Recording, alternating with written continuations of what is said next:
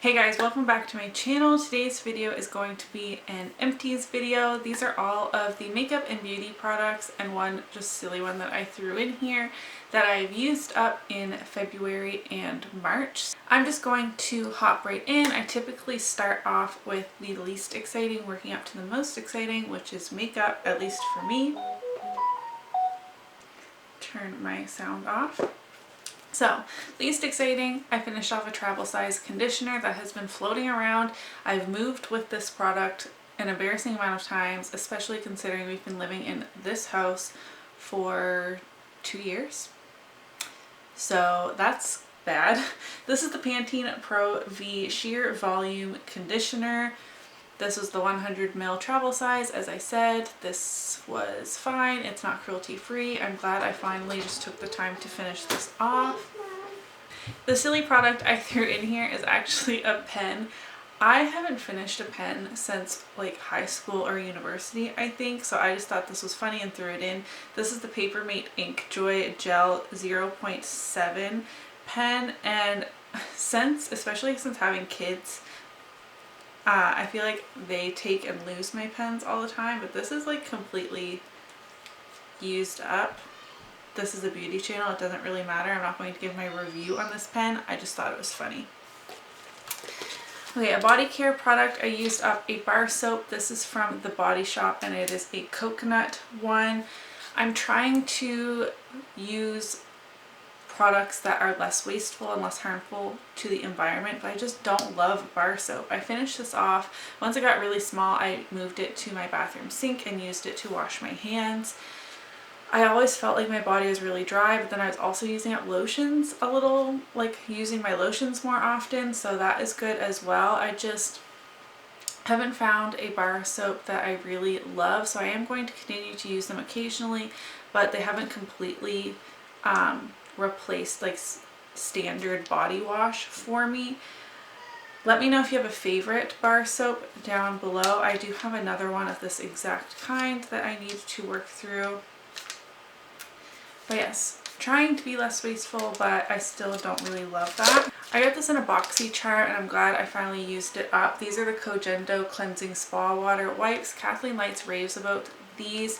They're not cruelty free and makeup removing wipes are extremely wasteful.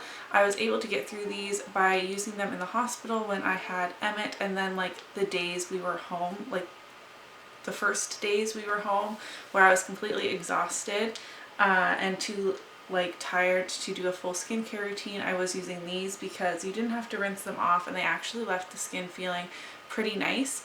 But makeup remover wipes is not a product that I personally buy. I just used these because I got them in my BoxyCharm and they are super expensive. Like this small pack, which only had 10 cloths, retails in Canada, which it's not on Sephora Canada, for like $30.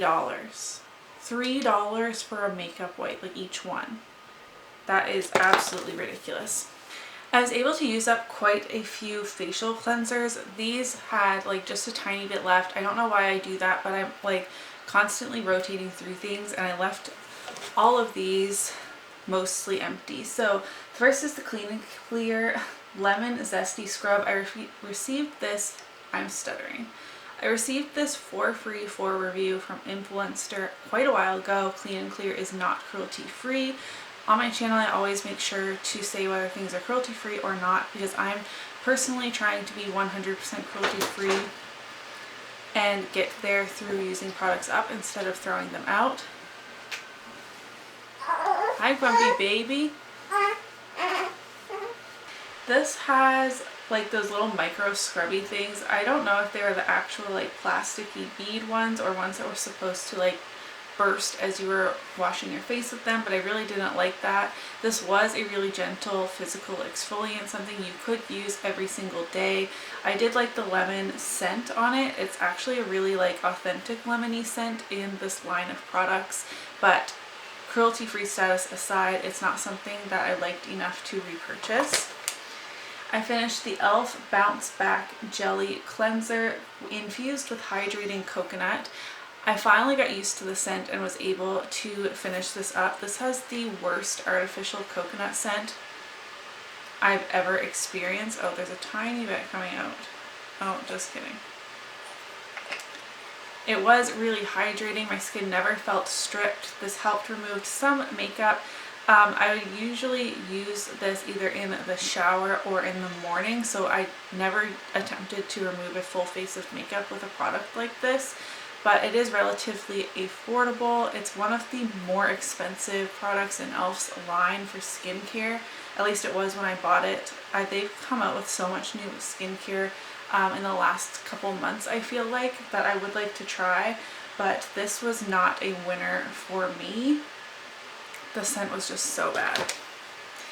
The First Aid Beauty Pure Skin Face Cleanser. This is another travel size. I really do like this as a second cleanse after going in with like an oil cleanser or a cleansing balm, something like that, to get the majority of my makeup off. This is just a really great basic cleanser. My skin never felt stripped yet again, and it got the remainder makeup off of my face. This is a product that when I'm running low on second cleanse type cleansers, then I would consider repurchasing this, because I think it did a really great job. And again, it's great for sensitive skin. All of First Aid Beauty's products are. I have an eyelash in my eye.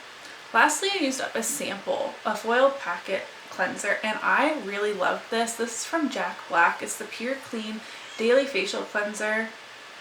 It's a 2-in-1 face cleanser and toner. This is like a men's line, and it does have like a very masculine type of scent to it, but my skin looked so great while using this.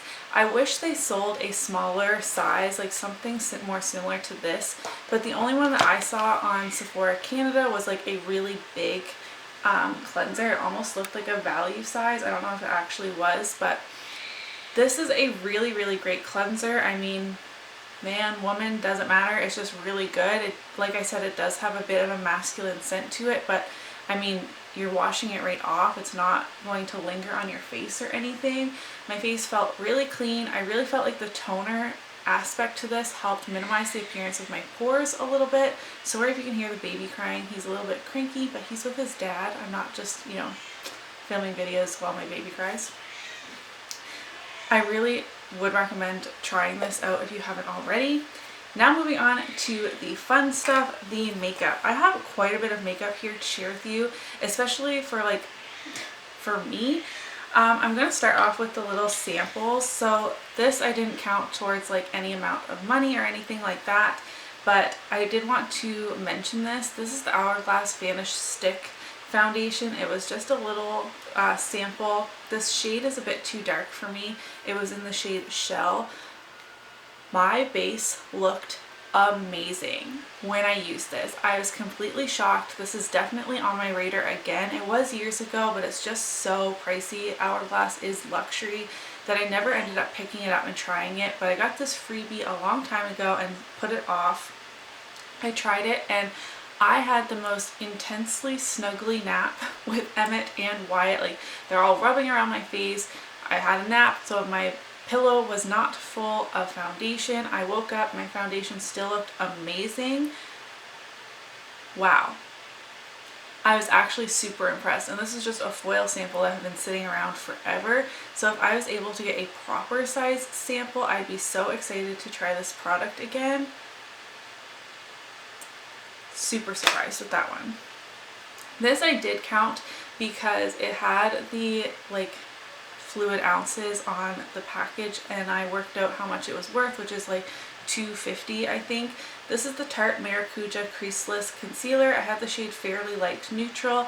This took me forever to go through. It's just one of those little like bubble samples, and I had this open for months.